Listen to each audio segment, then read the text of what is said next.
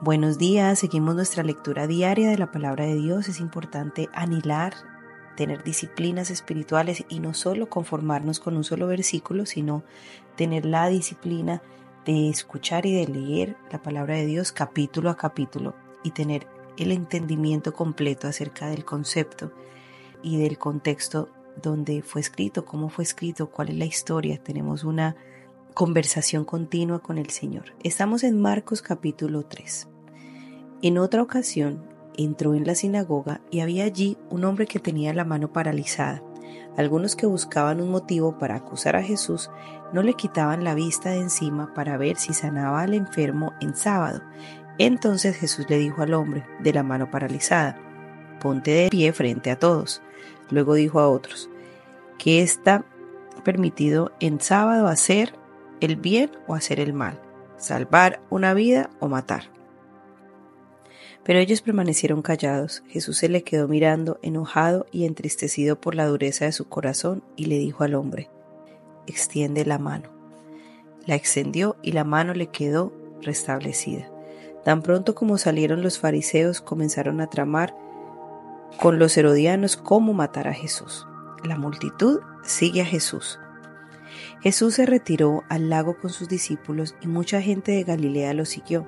Cuando se enteraron de todo lo que hacía, acudieron también a él muchos de Judea y de Jerusalén, de Idumea, del otro lado del Jordán y de las regiones del Tiro y Sidón.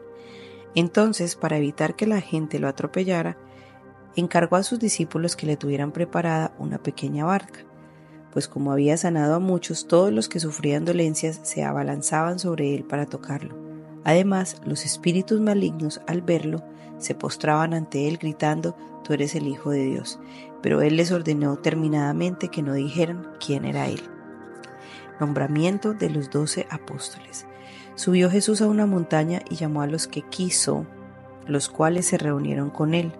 Designó a 12, quienes nombró apóstoles, para que lo acompañaran y para enviarlos a predicar y ejercer autoridad para expulsar demonios.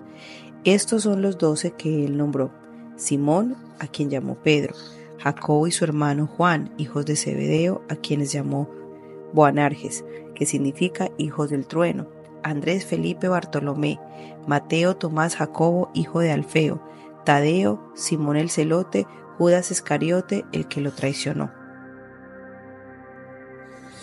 Jesús, Beelzebú. Luego entró en casa y de nuevo se aglomeró tanta gente que ni siquiera podía comer él y sus discípulos. Cuando se enteraron sus parientes, salieron a hacerse cargo de él porque decían: está fuera de sí.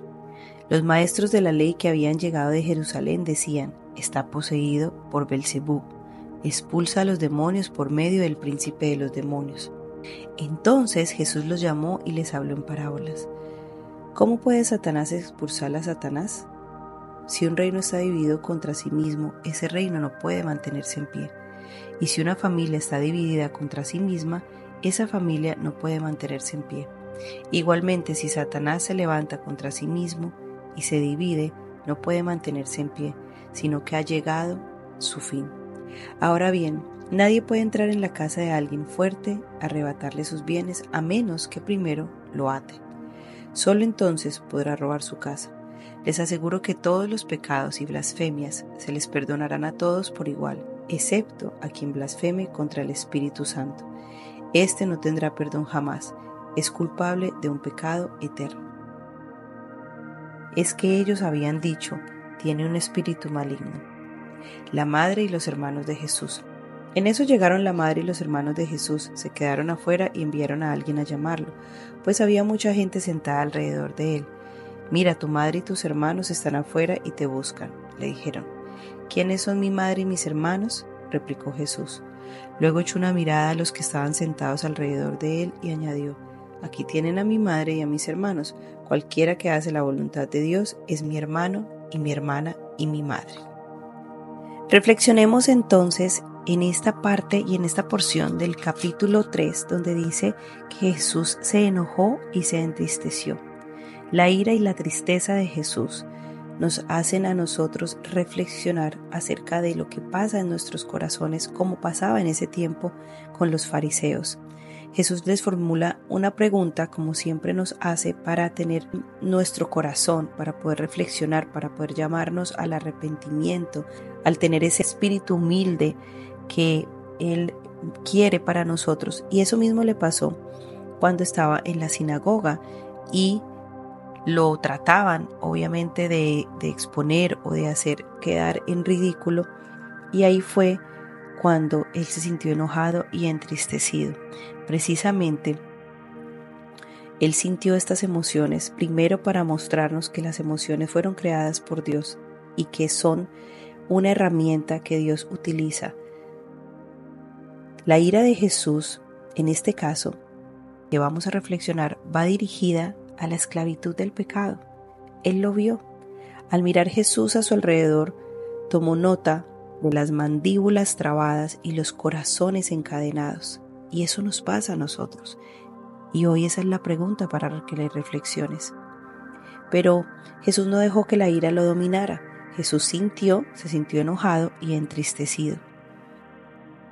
Pero en lugar de montar cólera, su tristeza afirma en su propio comportamiento, en el gesto de decisión, lo que les dice. Se entristeció por la dureza de su corazón. Ahí actuó milagrosamente y hizo el milagro del extender la mano. La ira humana solo suele ser causada por motivación propia. La ira humana de Jesús es una expresión abnegada de su amor santo, tan abnegada que lo conduce hasta la cruz, la muerte por el sacrificio. Él se entristece de vernos esclavos al pecado, de vernos arraigados a nuestro propio pensamiento, a vivir en un orgullo, en un montón de reglas y de prácticas religiosas que lo único que hacen es estancarnos y esclavizarlos. Señor, esta mañana te damos gracias por esta palabra. Leímos esta mañana que tú te enojaste y te entristeciste por la dureza de nuestro corazón y aún así decidiste morir por nosotros. Te pedimos que esta mañana, Señor, nos reenargulles, pero sobre todo que tu Santo Espíritu nos muestre en qué estamos fallando, qué tenemos que cambiar, que nos muestre esa misericordia tuya que nos levanta todas las mañanas con una oportunidad más para reconocer y cambiar, y sobre todo esa gracia que abunda y que nos deja vivir en los privilegios, en la salud, en nuestra vida entera sin merecerlo.